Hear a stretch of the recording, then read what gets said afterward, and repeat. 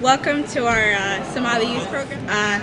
A nation split in two, those lost to the memories of the past, sputtering around coffee tables with stories so unreal to the present that they have turned into folk tales. And then there is a ladder of young men so mesmerized by the rivers flowing crimson behind the green monsters of their eyes that nothing matters. Flying bullets have turned into their shooting stars, wishing and waiting, not for something better, but to awake again, to do it again. So we, the silent voices in the middle, unheard in the blackout of the past and present, shall stand together and blow through the horn that is our nation. Wake up, Somalia. Your labor pains withered in my soul, tore at the deepest regions of my core. I cannot sympathize or rationalize or even recognize your face. Your voice is a hymn that I will neither sing nor remember. Your touch cannot reach me. All I have to know you by are riddled walls, decorated halls of what your sons have done.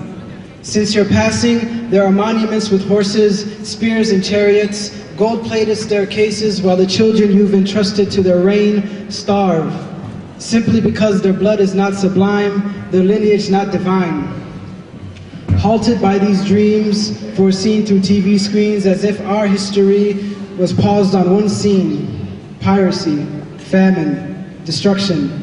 Limited by instructions from foreign parliaments, why can't we be the ones to tap into our limitless talents? Once known as a paradise to what is now known as completely destroyed.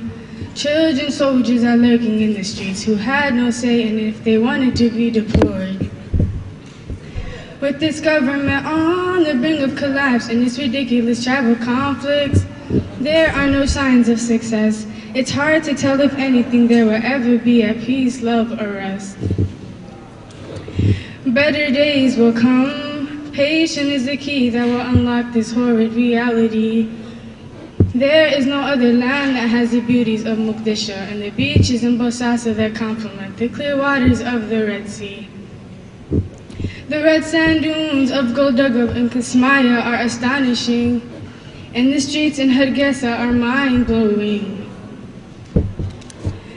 The weather is always on point. The sun shines almost every day. It's in early afternoon, it's people rest.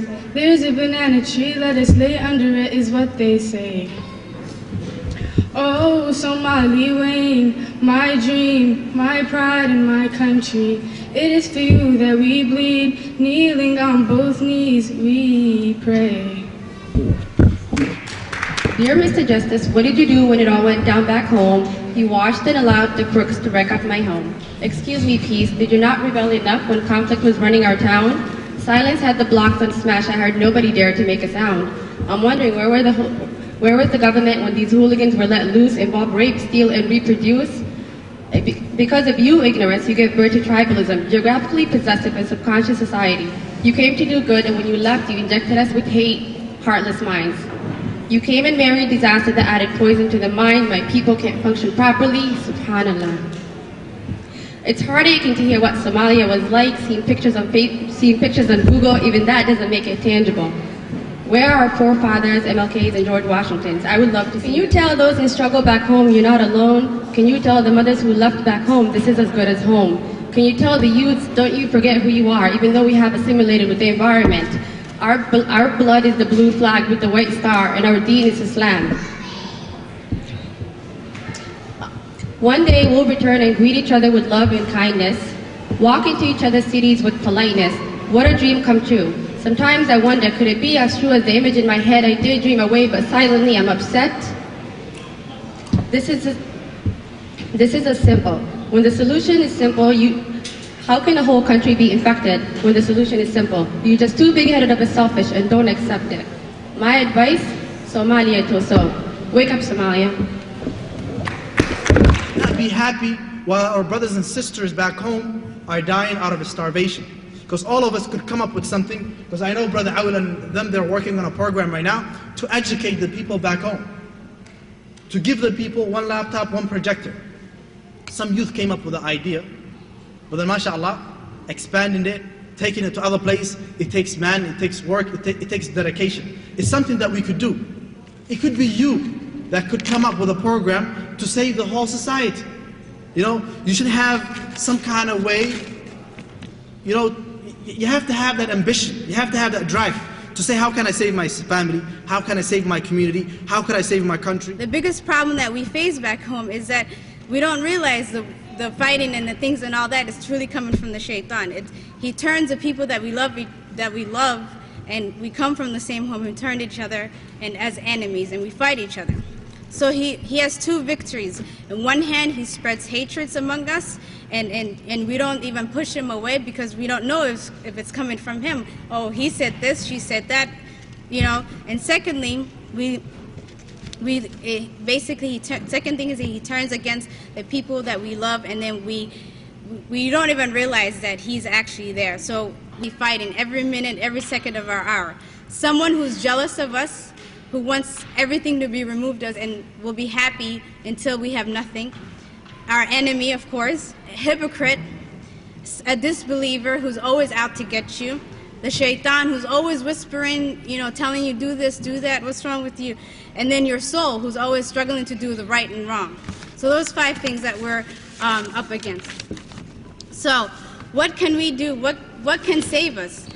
Basically what the other speakers were talking about, knowledge, of course, educate yourself, and your faith. And once you increase those 2, inshallah, with Allah's help, Allah will protect you. This is true in our own world. We must find our values in order to solve our problems. Are we deficit or credit to our society? The Somali society, the Muslim society, and the societies that we are with. What is your value? This means we must build ourselves, finish school, pursue your education to the highest level, both in Islamic teaching and your desired field of study. Then we can contribute to solving our problems. Thank you very much. This event has been put on by the Somali youth in Arbor. We were trying to do an initiative and a program back home to help the children that need education. So our project is Wake Up Somalia. We are a branch of the national project of the Wake Up Somalia project, and we are trying to do is bring a laptop and a projector to the children back home so they can be educated. This is an initiative that everybody should try to take apart and have different branches all over. So by the grace and mercy of Allah subhanahu wa ta'ala, we were able to do this event. It was very successful, and I hope that inshallah that this gets coverage and that people know about it. And I thank everybody that came and supported us. Jazakallah khairan. Assalamu alaikum. MashaAllah, the event was just amazing. We had a really amazing, big turnout from everywhere. We even had a lot of people from Columbus and across Ann Arbor, Michigan. MashaAllah. Wake Up Somalia, actually, it's about two young high school students who started this organization, and they are based out of Virginia. I'm sorry, they're based out of Virginia, and I had the opportunity to meet them. They're amazing, mashallah, just wonderful. They're truly inspiration for all kids all over the world, mashallah. And basically, what the organization is to help kids back home, to educate them. So the kids who are in war and who are picking up, weapons and fighting because of what their forefathers are doing and things like that. Somali Wake Up, and I thought it was pretty interesting. I never heard of it before, but for Somalis to have this opportunity, to learn via online or to have this sort of education level, I think it's pretty amazing, and I hope it works out for them, hopefully. I really like the poetry. The kids are very talented. The poems are really awesome. They seem to be quite fascinated about it, and I noticed that a lot of them are not natives of Somalia, and a lot of them spend most of their time here, but to be looking back to Somalia and hoping to educate others and give other students the opportunity that they have, I think that was a little bit more amazing. I think everyone should really, even though these kids are teens, I think they should really look back into it and invest in these teens, because it's such small things that could make a big difference, and I hope everyone looks back and helps them out when this event is over. I want the Somali youth to get initiative, to have the energy and the dedication to make sure that they do something in their local chapters, in their cities, to do a project like this or any other project, so that they can get themselves involved and that they're not being reactive, but they're being proactive.